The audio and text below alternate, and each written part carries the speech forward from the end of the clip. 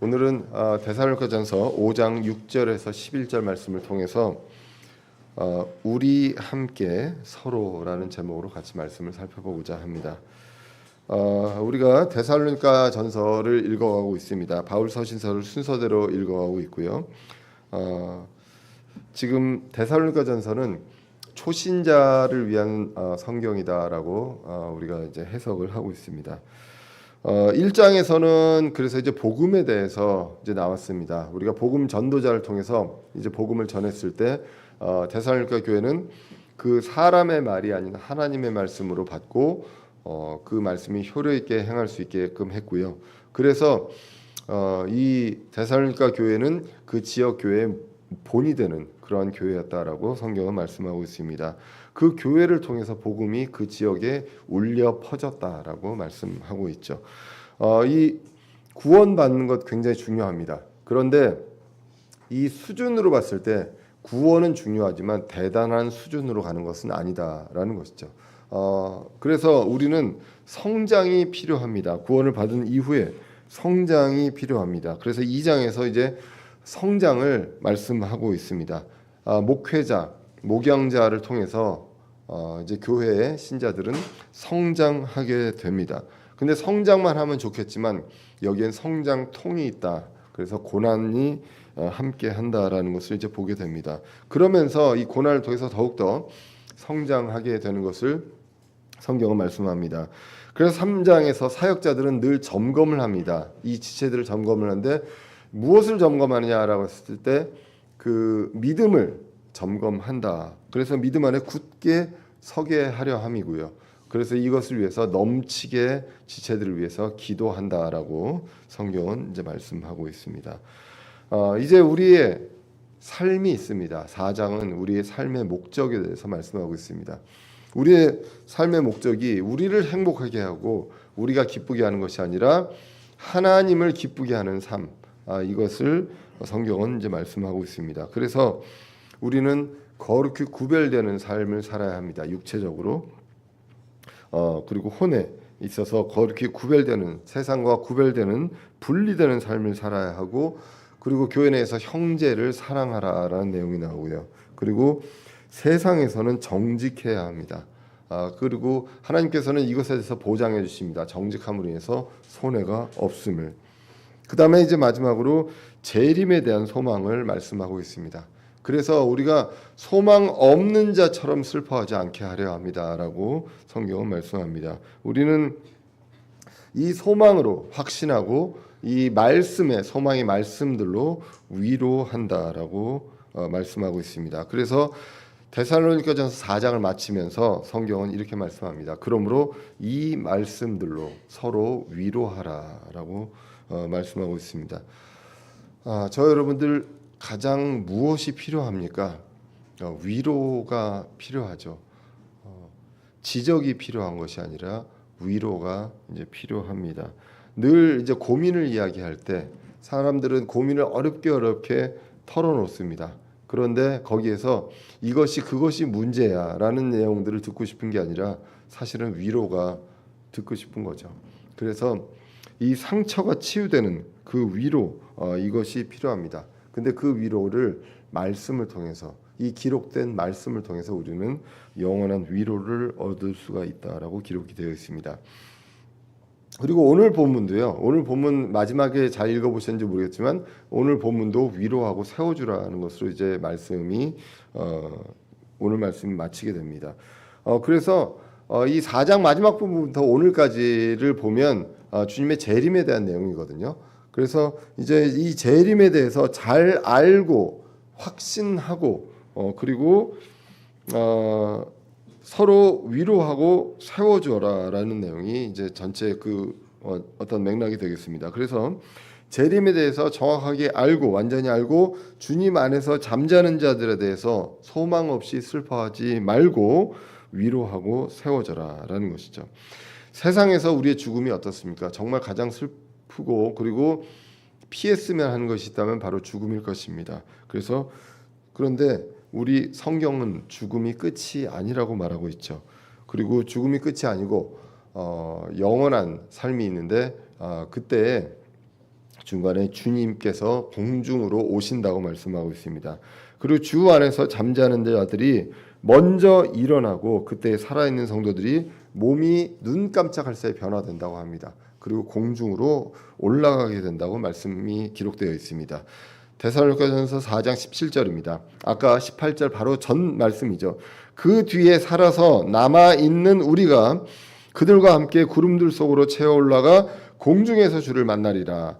그리하여 우리가 항상 주와 함께 있으리라라고 하나님께서 약속하셨습니다. 항상 주와 함께 있을 것이다라고 말씀하고 있습니다. 그래서 4장은 그 재림에 대한 상황을 말씀하고 있습니다. 먼저 죽은 자들, 주님 안에서 잠자는 자들이 먼저 일어나고요. 그리고 그 이후에 순서대로 살아있는 자들이, 그때까지 살아남은 자들이, 그 신자들이 눈 깜짝할 사이 몸이 변화되고 공중으로 올라가게 됩니다. 그래서 주와 그 이후부터는 주님과 헤어지지 않고 항상 함께 있을 것이다라고 성경이 말씀하고 있죠.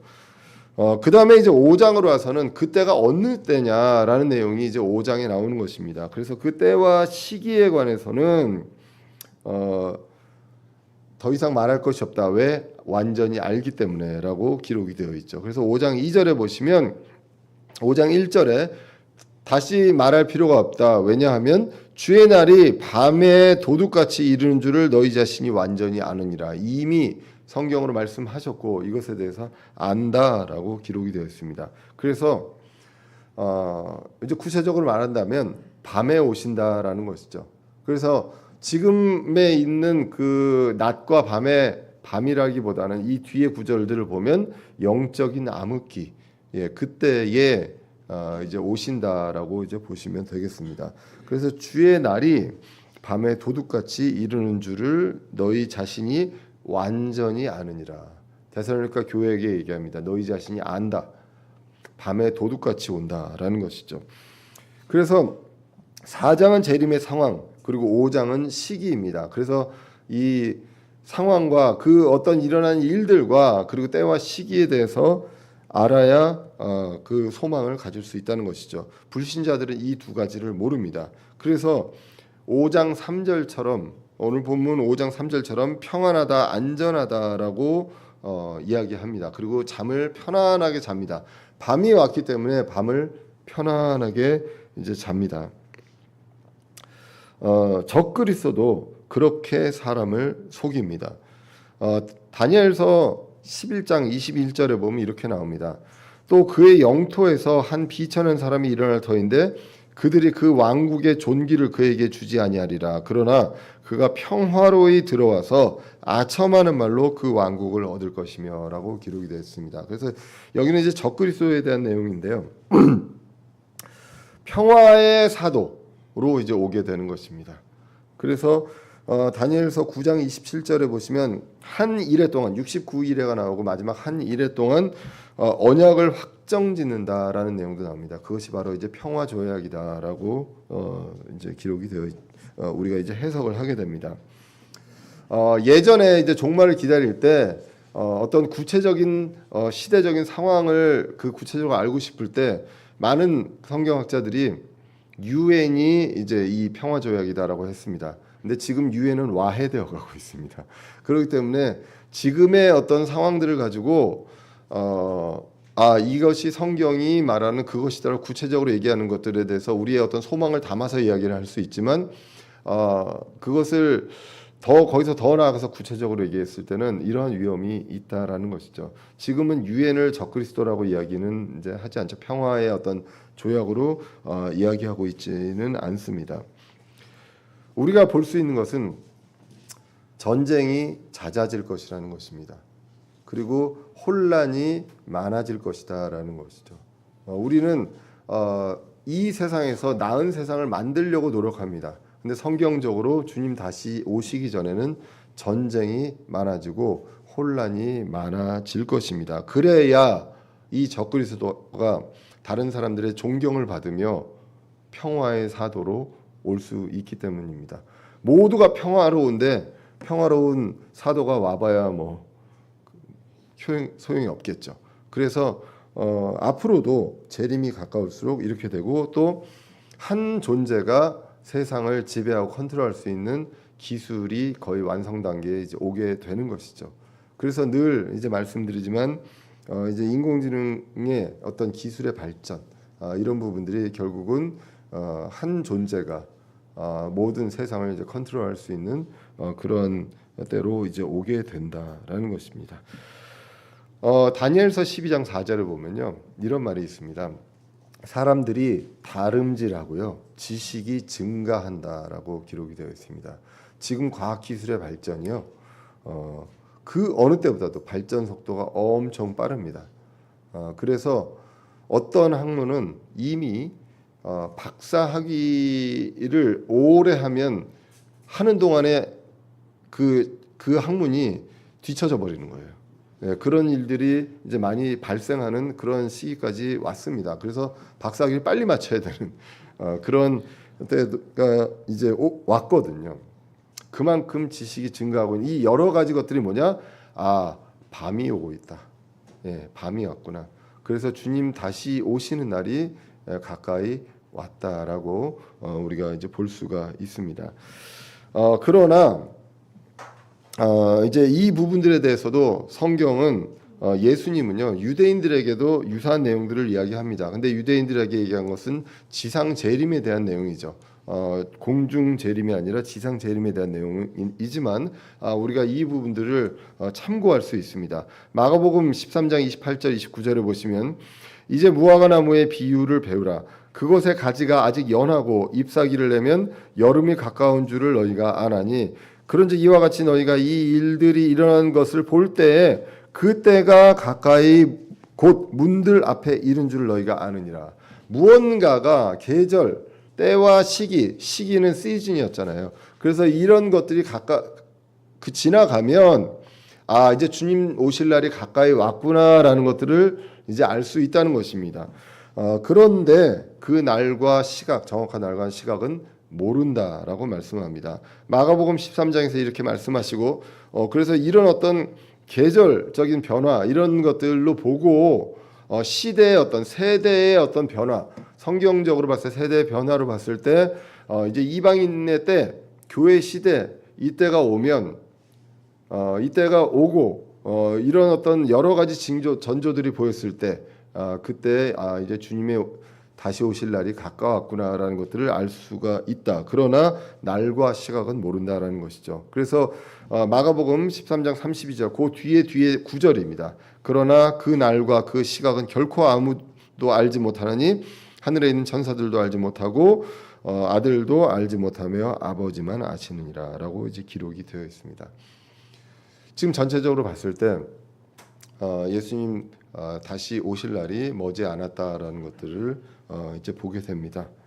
그런데 이제 그것들을 기다리는 우리의 삶이 어떤가 우리가 이제 살펴볼 필요가 있죠. 그래서 주님 다시 오시니까 이제 모든 하던 일을 다 내려두고 그냥 있을 것이냐? 성경은 그렇게 말씀하지 않고 조용히 내 일을 너의 일을 너희 손으로 할지니라라고 이제 성경이 이제 말씀하고 있었습니다. 그래서 이제 오늘 본문 전까지 나온 것은 이러한 내용이었습니다. 그래서 때와 시기에 대한 부분들 안다라는 것이죠. 밤에 도둑같이 온다. 영적으로 암흑기 때 이제 그렇게 온다라는 것입니다.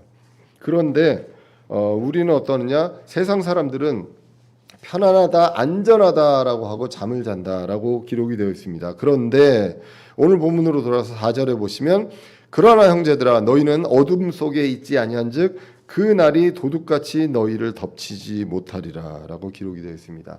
이 세상에 어두운 세상에 살고 있습니다. 그런데 우리는 어둠 속에 속한 자들이 아니다라고 성경은 말씀하고 있습니다. 그렇기 때문에 도둑같이 덮치지 못하리라라고 말씀하고 있습니다. 도둑같이 덮치지 못할 수가 있을까요? 지금 이 세상에 살고 있는데 도둑같이 덮치는 일이 발생할 때 주의 날이 그렇게 올 때 그때 우리는 어떻게 될까요? 덮치지 못하려면 내가 알고 피하거나 아니면 누가 건져주시거나 둘 중에 하나가 분명히 되어야 하겠죠. 근데 저 여러분들 언제 올지 모르잖아요. 그렇기 때문에 우리가 어떻게 할 수가 없습니다. 그렇기 때문에 이것이 무엇을 약속하든지 우리는 이제 알 수가 있습니다. 우리는 어둠의 자녀가 아니라고 성경은 말씀합니다. 우리는 어둠의 자녀가 아니라 빛의 자녀입니다. 5절에 보시면 너희는 다 빛의 자녀 낮의 자녀니라. 우리는 밤이나 어둠에 속하지 아니하니라고 기록이 되어 있습니다.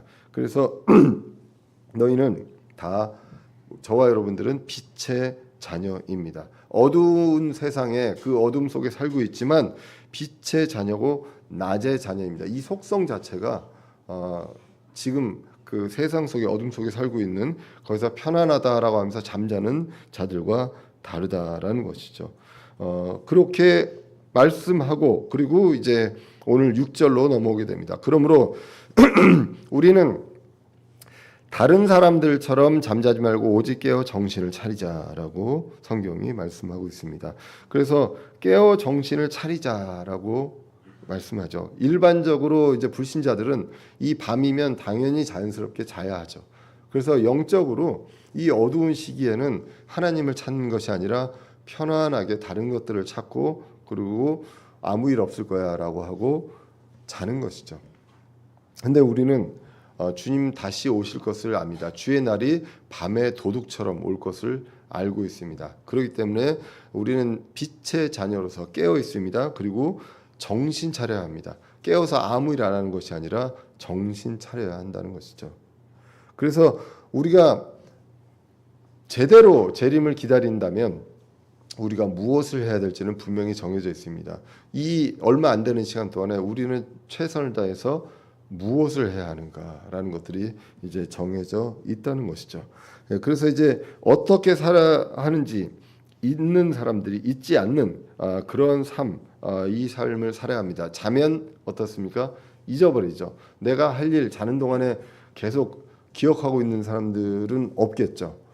그런데 자는 동안은 잊어버립니다. 술 취해도 잊어버립니다. 그런데 깨어 있는 삶은 내가 무엇을 해야 하는지 잊어버리지 않는 삶입니다. 고린도전서 16장에서는 이것을 이제 마라나타라고 하죠. 우리가 마라나타의 삶을 살아야 합니다. 7절로 이어져서 계속 보겠습니다. 잠자는 자들은 밤에 자고 술 취하는 자들은 밤에 취하느니라. 이게 자연스러운 현상입니다. 밤에 잠을 자야죠. 그리고 술 취하는 자들 술 마시면 술을 취하게 됩니다. 주로 낮에 먹는 것이 아니라 밤에 이제 먹게 되죠. 그래서 이런 부분들에 있어서는 자연스러운 불신자들에게는 자연스러운 현상입니다. 어쩌면 저와 여러분들이 부자연스러운 삶을 살고 있는 것입니다. 세상에서 그냥 자연스럽게 세상에 돌아가는 것을 보고 세상 사람들이 좋아하는 것을 좋아하며 그렇게 살면 모든 것들이 그냥 편안한 것 같습니다. 그리고 주님 다시 안 왔으면 좋겠죠. 그리고 오시더라도 조금 좀 더 있다 왔으면 좋겠죠. 지난주에도 제가 이제 한마음 미션에 가서 말씀 전할 때도 이제 마라나타에 대한 내용들을 이야기를 했습니다. 그러면서 이제 저녁 식사하고 그 다시 이제 복습을 하는데 정말 자연스러운 현상인 것 같아요. 거기 다 이제 20대들이 많으니까 아직 안 해본 게 많잖아요. 안 해본 게 많으니까 조금만 더 있다 오셨으면 거기에는 무엇이 있냐면 그러니까 저도 그랬을 것 같고요. 그건 어떻게 보면 자연스러운 현상이라는 거죠. 밤에 잠을 자는 거는 자연스러운 현상이잖아요. 누구든지 피곤하잖아요.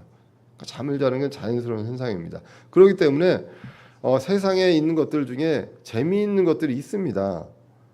재미 없기만 하면 얼마나 좋겠습니까? 그리고 주님 오시는 것만 바랄 수 있잖아요. 그런데 재미있는 것들이 너무 많고 내가 체력이 되고 뭐가 되기 때문에 그걸 다 할 수 있어요.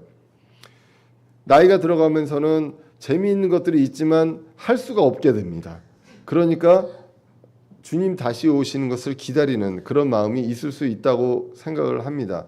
그 영적으로 성장해서 그럴 수도 있겠지만 자연스럽게 그렇게 될 수 있지만 그리고 몸이 아파가고 뭐 이런 부분들이 있으면서 그렇게 되어 가지만 건강하고 모든 것들이 할 수 있고 할 때 당연히 주님 오시는 거 조금만 더 있다 오셨으면 하는 얘기 한번 넓은 집에서도 한번 살아보고 세계 여행도 한번 가보고 뭐 그런 것들 크루즈도 한번 타보고 뭐 그럴 수 있잖아요. 근데 그게 자연스러운 현상이라는 것이죠. 그런데 우리 크리스찬들은 부자연스럽게 살아야 합니다. 밤인데 낮처럼 살아야 되는 거죠. 밤인데 낮처럼. 그렇기 때문에 이 부분들에 대해서 우리는 어떻게 살아야 하는가, 이 부분들에 대해서 성경이 이제 말씀하고 있습니다. 8절에 보시면 그러나 낮에 속한 우리는 정신을 차려 믿음과 사랑의 흉갑을 입고 구원의 소망을 투구로 쓰자라고 성경이 기록되어 있습니다. 낮에 속한 자들입니다. 앞에 구절은요. 밤이니까 사람들 자고 술 마십니다. 그런데 낮에 속한 우리들은 밤이 되어도 부자연스럽게 밤에도 일을 합니다.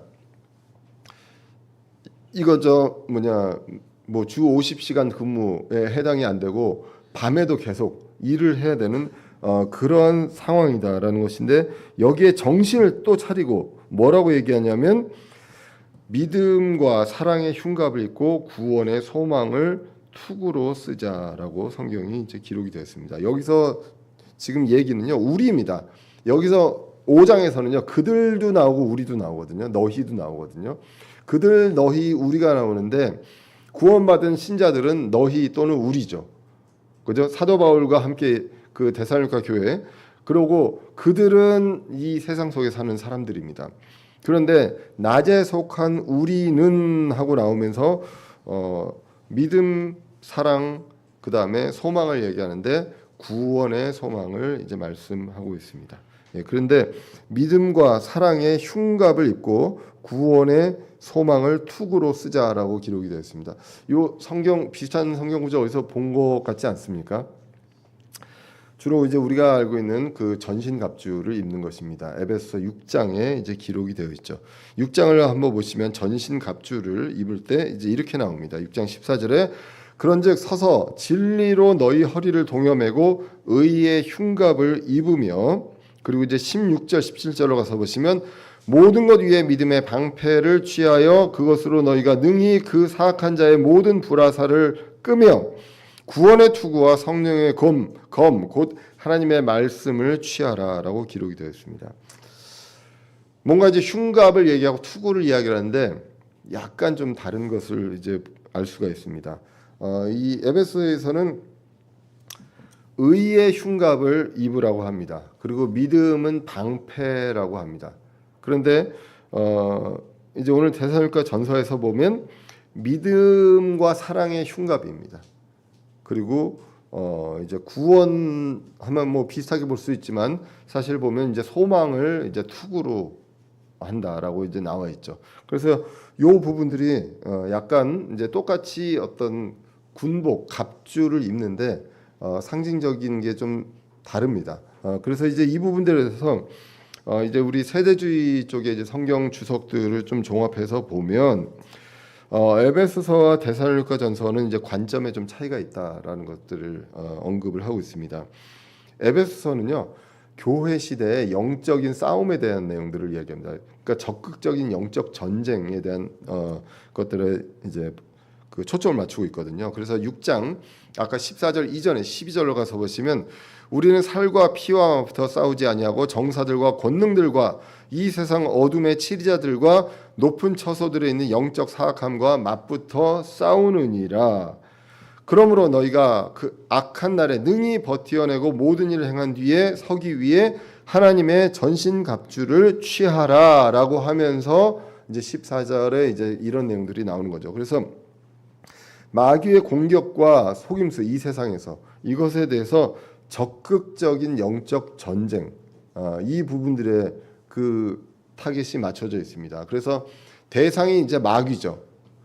그렇게 나와 있다면 그렇기 때문에 이제 오늘 본문은 믿음의 방패도 있지만 성령 말씀의 검도 있습니다. 공격용 무기인 그 검도 있거든요. 근데 이제 오늘 본문은요 재림을 기다리는 상황입니다. 그 밤에 도둑처럼 주의 날이 오는 것을 이제 기다리는 상황입니다. 그래서 여기서는 이제 영적으로 잠자지 않고 깨어 있는 각성, 영적 각성의 관점이라고 보통 이제 해석을 합니다. 그래서 밤에 도둑이 오는 상황에서 이제 방어적인 어떤 그런 컨셉으로 이제 이야기를 하고 있습니다. 그래서 에베소서는 적극적인 전투의 개념으로 전신갑주, 그래서 의도 나오고 진리, 믿음, 구원, 말씀 뭐 이런 내용이 이제 나오게 됩니다. 그리고 오늘 본문은 재림에 대해서 오해와 슬픔 없이 깨어 있으면서 그 어떤 임무를 담당해야 하는지 이 부분들에 대해서 이야기를 하면서 이제는 믿음, 사랑, 소망을 강조합니다. 약간 좀 다르게 이제 볼 수가 있습니다. 믿음, 사랑, 소망은 재림을 기다리는 신자들의 그 자세라고 이제 볼 수가 있습니다. 그래서 위어스비 주석에서는 믿음과 사랑은 가슴을 덮는 흉배입니다. 가슴을 보호하는 흉배가 바로 믿음과 사랑입니다. 그리고 소망은 마음, 생각을 보호하는 투구와 같다라고 이제 위어스비 주석에서는 말씀하고 있습니다. 그래서 믿음과 사랑은요, 그 마음에 대한 것입니다. 우리가 마음으로 믿습니다. 우리가 머리로 믿는 것이 아니라 마음으로 믿고, 이 사랑하는 이제 마음이 있습니다. 가슴이 있습니다. 가슴으로 그것을 하고, 소망은 생각이다라는 것이죠. 말씀을 통해서 내가 이 앞으로 있을 일들에 대한 어떤 생각입니다.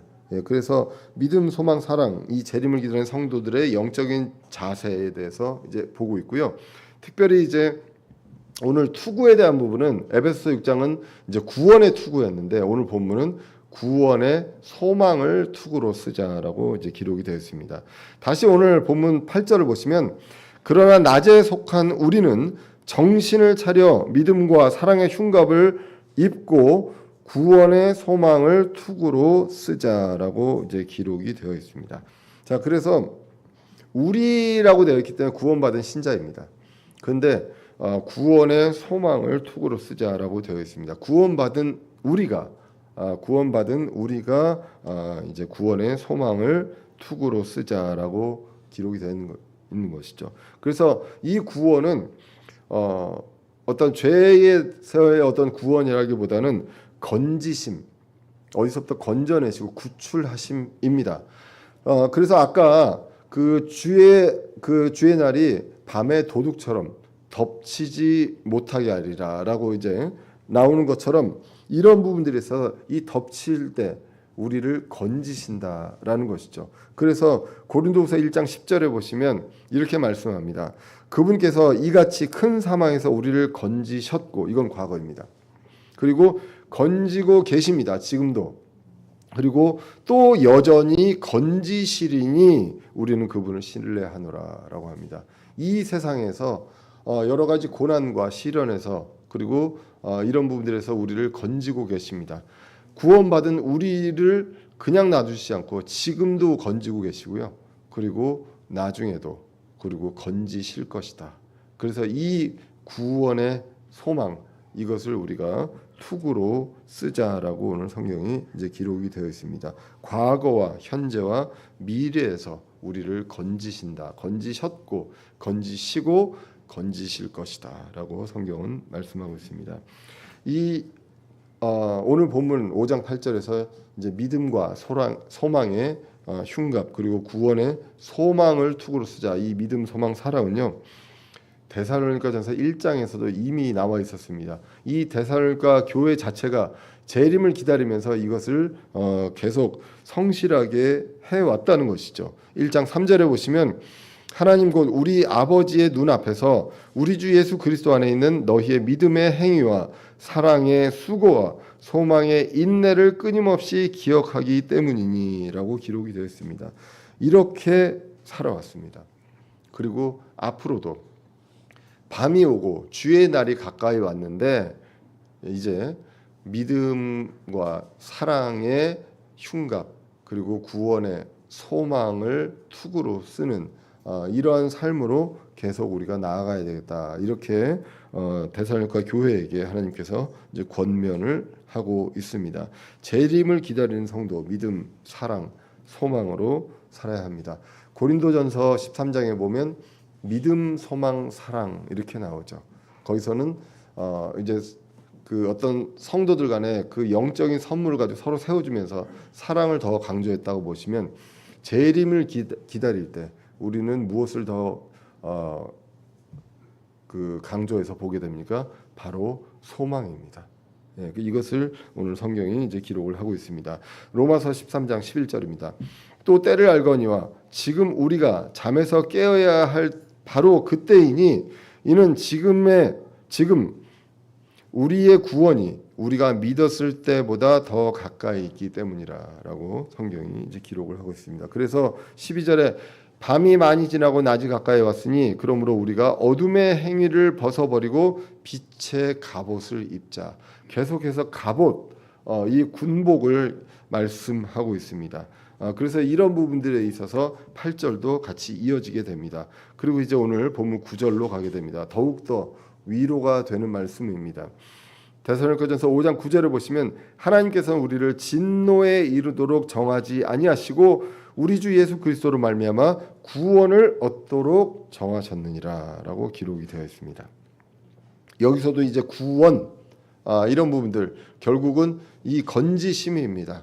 예, 이 부분들을 얻도록 정하셨다라고 되어 있습니다. 여기도 이제 우리고요. 우리가 진노에 이르도록 정하지 아니하셨다. 이 모든 것들 예정하시고 모든 것들이 다 정해져 있는데 이런 부분들이 있어서 진노에 이르도록 정하지 아니하셨다라고 말씀합니다. 이 진노는 5장 초반부부터 봤을 때 5장이 주의 날부터 시작하잖아요. 그렇기 때문에 결국은 크고 무서운 두려운 진노의 날인 이 주의 날 여기에 이르도록 정하지 아니하셨다라고 구체적으로 이제 볼 수가 있고 또 더 나아가서 더 넓게 본다면 마지막에 이제 새 하늘과 새 땅과 새 예루살렘이 있을 때 그때 이제 마지막 진노의 이 불호수 여기로 가기로 정해지지 않은 존재들이 바로 저와 여러분들이다라고 성경을 통해서 이제 볼 수가 있습니다. 이렇게 예수 그리스도를 말미암아 예수 그리스도가 공중으로 오심으로 말미암아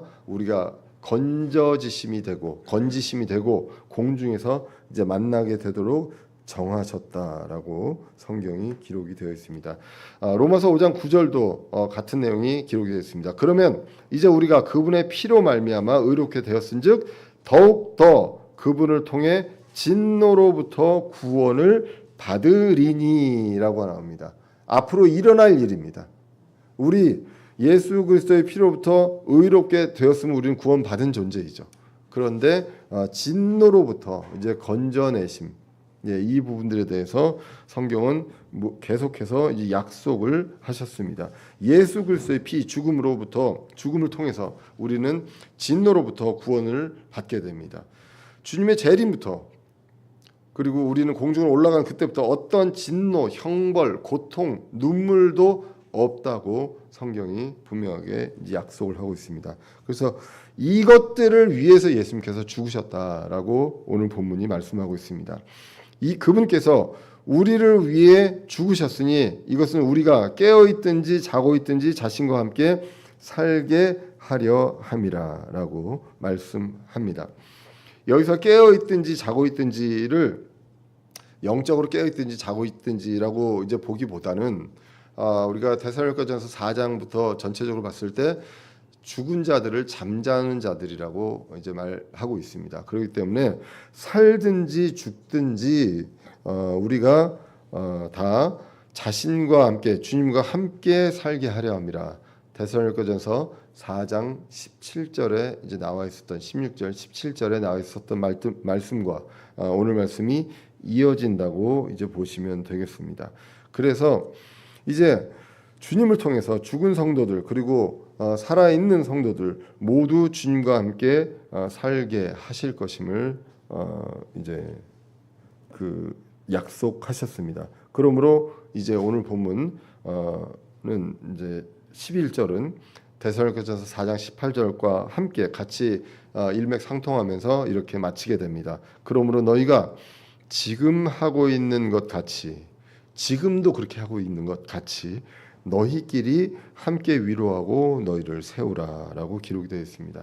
지금까지 잘 못했는데 앞으로 이렇게 해라가 아니라 지금 하고 있는 것 같이 너희끼리 함께 위로하고 서로를 세우라라고 기록하고 있습니다. 오늘 본문과요 4장 중반부부터를 이어서 보시면 어떻습니까?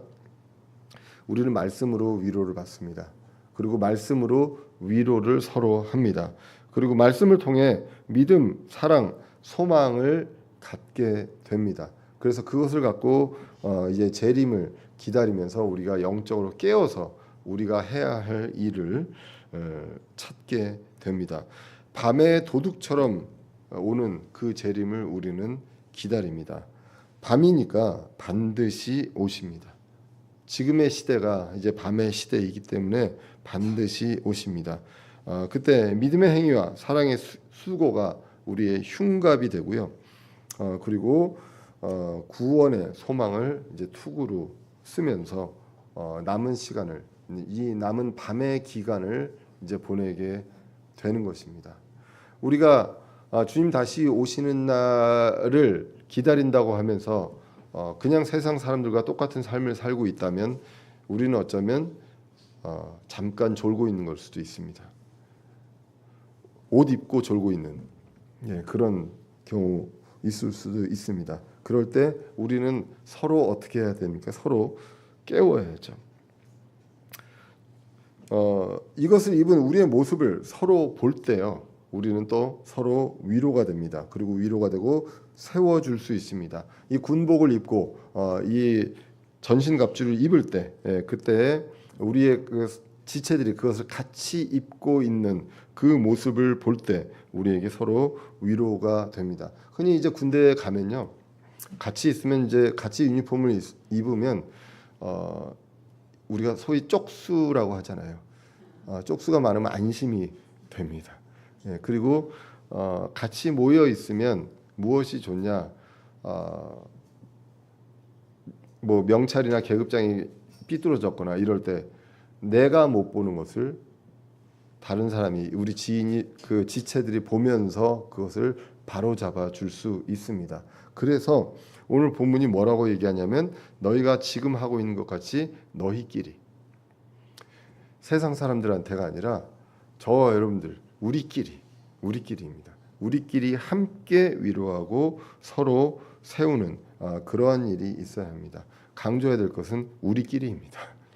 그래서 우리끼리 자주 만나서 이 모습들을 보면서 저와 여러분들 위로받고 또 위로가 필요한 사람들 위로해주고 그리고 상처를 주는 것이 아니라 세워주고 이것을 통해서 우리는 주님 다시 오시는 날까지 어떻게 입고 무엇을 해야 하는지 이 부분들에 대해서 깨닫게 되는 것입니다.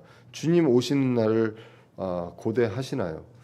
저는 개인적으로 제가 죽기 전에 오셨으면 좋겠습니다. 죽고 나서 오는 것보다 그냥 여기서 그냥 올라가면 좋겠습니다. 제가 지난주에 한마음 시장 가서도 얘기했을 때 빨리 안 왔으면 좋겠다는 형제 자매님들도 있었지만 한결같이 다 이구동성으로 똑같습니다. 죽기 전에 오셨으면 좋겠다. 예, 죽음은 어떻게 보면 그렇게 두려운 그런 거인지도 모르겠습니다. 주님 오시는 날 이제 고대하잖아요. 그 죽기 전에 오셨으면 좋겠다고 하면 정말 얼마 안 남았잖아요. 예. 저한테 얼마나 남았을까, 우리 지체분들에게 얼마나 남았을까 생각을 본다면 얼마 안 남은 시간이라면 그러면 그 시간 기다리기만 하고 아무것도 안 할 것이냐 어떨 것이냐, 이 부분들에 대해서 우리가 이제 다음 구절부터 생각을 해볼 필요가 있다는 것입니다. 주님 오시는 날을 고대하면 우리는 서로 자주 만나야 합니다. 그리고 만나서 서로 위로하고 또 세워주는 그러한 일이 있어야 합니다. 우리끼리. 그리고 우리끼리 잘 먹고 잘 사는 것이 아니라 이렇게 해서 우리가 잘 무장돼서 그리고 주변에 있는 사람들에게 이제 복음을 전해야죠. 얼마 남아있지 않는 그 시간 우리는 그것을 전해야 되는데 거기에서의 어떤 힘, 활력, 원동력을 어디서 얻느냐? 우리끼리 얻는 것입니다. 예, 그래서 이 부분들을 기억하며 서로 만나고 위로하고 세워줄 수 있는 저와 여러분들의 시기를 간절히 기원합니다. 기도하겠습니다. 살아계신 하나님 아버지, 오늘도 부족한 사람의 입술로 주님의 귀한 말씀 나누게 해주심을 감사합니다. 주님, 저희들 빛의 자녀로 삼아주신 그 큰 은혜 감사드립니다. 그리고 주의 날이 저희들을 덮치지 못하게 건지실 것이란 그 약속 너무나도 감사드리고 저에게 큰 은혜가 됩니다.